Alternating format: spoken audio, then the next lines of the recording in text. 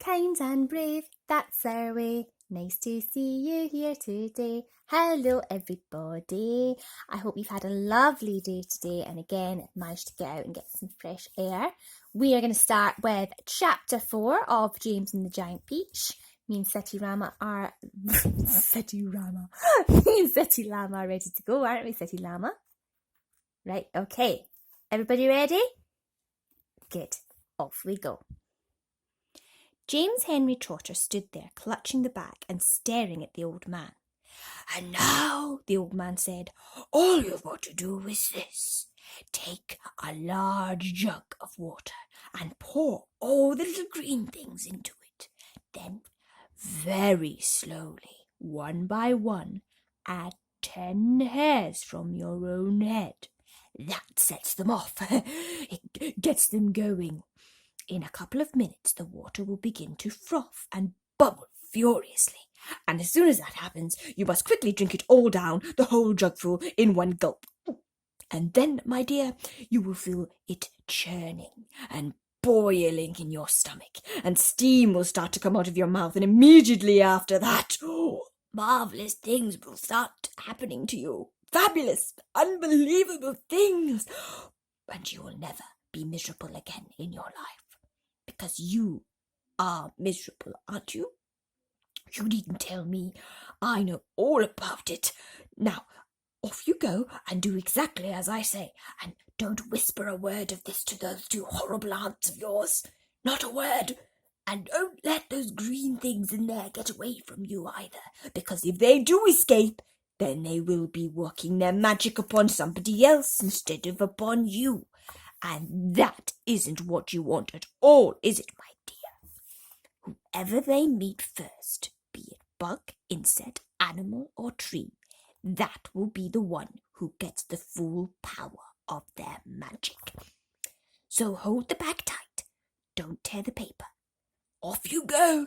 Hurry up. Don't wait. Now's the time. Hurry. With that, the old man turned away and disappeared into the bushes. Chapter 5. The next morning, James was running back towards the house as fast as he could go. He would do it all in the kitchen, he told himself. If only he could get in there without Aunt Sponge and Aunt Spiker seeing him. He was terribly excited. He flew through the long grass and the stinging nettles, not caring whether he got stung or not in his bare knees, and in the distance he could see Aunt Sponge and Aunt Spiker sitting in their chairs with their backs towards him. He swerved away from them so as to go round the other side of the house. But then suddenly, just as he was passing underneath the old peach tree that stood in the middle of the garden, his foot slipped and he fell flat on his face in the grass. The paper bag burst open as it hit the ground, and the thousands of tiny green things were scattered in all directions. James immediately picked himself up onto his hands and knees and started searching around for his precious treasure. But what was this? They were all sinking into the soil. He could actually see them wriggling and twisting as they burrowed their way downward into the hard earth, and at once he reached out a hand to pick some of them up before it was too late, but they disappeared right under his fingers. He went after some others, and the same thing happened. He began scrabbling around frantically in an effort to catch hold of those that were left, but they were too quick for him. Each time the tips of his fingers were just about to touch them, they vanished into the earth, and soon, in the space of only a few seconds, every single one of them had gone. James felt like crying. He would never get them back now. They were lost, lost, lost forever. But where had they gone to? And why in the world had they been so eager to push down into the earth like that? What were they after? There was nothing down there, nothing except the roots of the old peach tree, and a whole lot of earthworms and centipedes and insects living in the soil. But what was it that the old man had said? Whoever they meet first, be it bug, insect, animal, or tree, that will be the one who gets the full power of their magic. Good heavens, thought James. What is going to happen in that case if they do meet an earthworm or a centipede or a spider? And what if they do get into the roots of the peach tree? "Get up once, you lazy little beast!" a voice was suddenly shouting in James's ear. James glanced up and saw Aunt Spiker standing above him, grim and tall and bony, glaring at him through her steel-rimmed spectacles. "Get back over there immediately and finish chopping up those logs," she ordered. Aunt Sponge, fat and pulpy as a jellyfish, came waddling up behind her sister to see what was going on. "Why don't we just lower the boy down the well in the bucket and leave him there for all night?" she suggested. "That ought to teach him not to laze around like this the whole day long." "That's a very good wheeze, my dear Sponge. But let's make him finish chopping up the wood first. Be off with you at once, you hideous brat, and do some work." Slowly, sadly, poor James got up off the ground and went back to the woodpile. Oh, if only he hadn't slipped and fallen and dropped that precious bag. All hope of a happier life had gone completely now. Today and tomorrow and the next day and all the other days as well would be nothing but punishment and pain, unhappiness and despair. He picked up the chopper and was about to start chopping away again when he heard a shout behind him that made him stop and turn. Chapter 6. "Sponge! Sponge! Come here at once and look at this!" What? "It's a peach!" Aunt Spiker was shouting. A what?" "A peach! Right up there on the highest branch! Can't you see it?" "I think you must be mistaken, my dear Spiker. That miserable tree never has any peaches on it." "There's one on it now, Sponge. You look for yourself." "You're teasing me, Spiker. You're making my mouth water on purpose when there's nothing to put into it. Why, that tree's never had a blossom on it, let alone a peach. Right up on the highest branch, you say. I can't see a thing. Very funny. Good gracious me. Well, I'll be blowed. There really is a peach up there."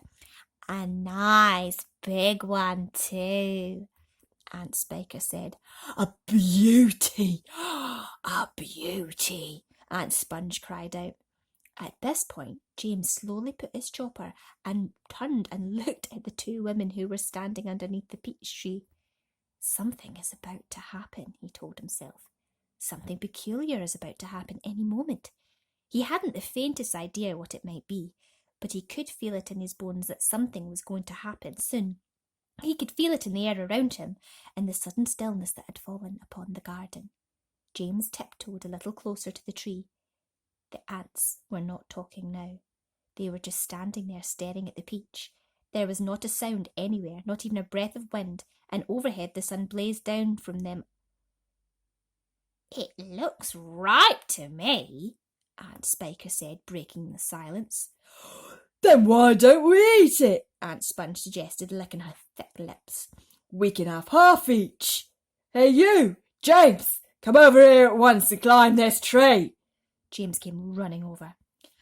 "I want you to pick that peach up there on the highest branch," Aunt Sponge went on. "Can you see it?" Yes, Aunt Sponge, I can see it." "And don't you dare eat any of it yourself. Your Aunt Spiker and I are going to have it between us right here and now. Get on with it. Up you go." James crossed over the tree trunk. "Stop!" Aunt Spiker said quickly. "Hold everything!" She was staring up into the branches with her mouth wide open and her eyes bulging as though she had seen a ghost. "Look," she said. "Look, Sponge, look!" "What's the matter with you?" Aunt Sponge demanded. "It's growing," Aunt Spiker cried. "It's getting bigger and bigger." "What is "The peach, of course!" You're joking." "Well, look for yourself." "But my dear Spiker, that's perfectly ridiculous. That's impossible. No, wait just a minute. No, that can't be right. No, yes, great Scott, the thing really is growing." "It's nearly twice as big already," Aunt Spiker shouted. "It can't be true." "It is true." "It must be a miracle." Watch it. "I am watching." "Great heavens alive!" Aunt Spiker yelled. I can actually see the thing bulging and swelling before my very eyes. Oh, my days. What's going to happen next, everybody? Oh, did you enjoy those chapters there, City Llama? I don't know what's going on with the accents, but we're just having fun. I hope you enjoyed that, everybody. Until next time, kind and brave, that's our way. See you all another day. Good night, everybody. Sweet dreams.